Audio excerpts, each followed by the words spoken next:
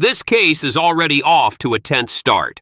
A sister accused of making a terroristic threat against her own family member, facing up to a year in jail and a $4,000 fine.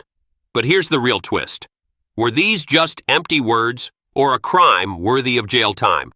Stay with us, because the judge's decision may surprise you. And or a $4,000 fine. We are going to do probable cause. You have the right to remain silent. Anything you say can or will be used against you. You have the right to have an attorney present. If you cannot afford one, one will be appointed to you, ma'am. Okay.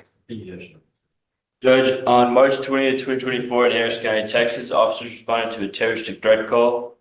The complaining witness and the defendant are sisters, and complaining witness say the defendant is not allowed to go into a residence. The complaining witness's son mistakenly let the defendant and her husband in, and they drank the beer. Here's where things get dramatic.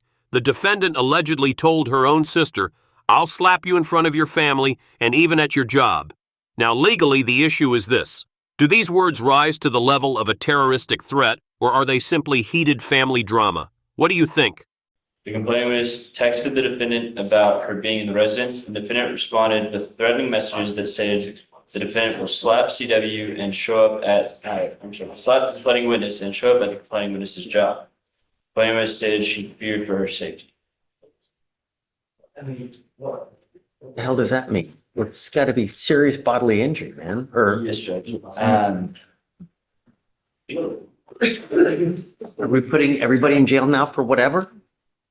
Judge, that's really all I have. Statute. Sure. Okay, what was it said exactly again?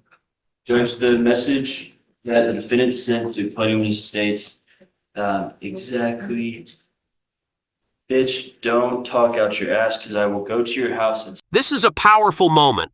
The judge points out that for a threat to be criminal, it usually requires the potential of serious bodily injury. In other words, it's not enough to just say, "I'll slap you." This raises a big legal question.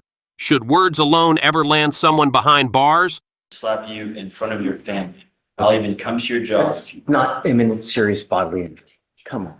All right, I'm going to find no probable cause. Ma'am, as the old adage says, sticks and stones, right? Words will never hurt.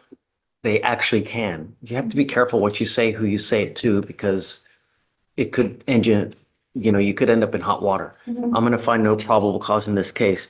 The idea also is that if you don't have a good relationship with someone, it's probably best not to just inject yourself repeatedly in there because you're asking for trouble, Right. I mean, you now know. All right, ma'am, please. And just like that, the case is dismissed. No probable cause, meaning the judge ruled that words, without a real threat of serious harm, weren't enough to move forward. A powerful reminder that in court, intent matters just as much as action. If you found this case as shocking as we did, hit that like button, share your thoughts below, and don't forget to subscribe for more jaw-dropping courtroom breakdowns.